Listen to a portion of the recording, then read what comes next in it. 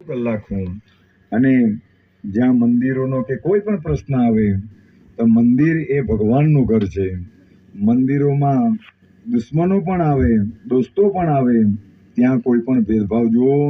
શિરડીની અંદર હિન્દુ પણ આવે, મુસ્લિમ પણ આવે, શીખ પણ, બધાએ આપણે જોયું છે, શીખ ઈસાઈ બધા જ આવે, પણ ત્યાં કોઈ પણ જાતનો ભેદભાવ નથી. કારણ કે આપણા સદગુરુએ જે સૂત્ર આપેલું કે સબકા માલિક એક.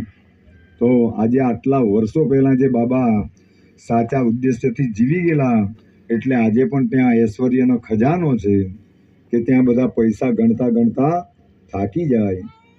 તો આવી પદ્ધતિથી જ્યારે બધા જીવન જીવે ત્યારે એ ધનથી દરિદ્ર હોય તો ચાલે, પણ મનથી એ દરિદ્ર હોવા નહીં જોઈએ.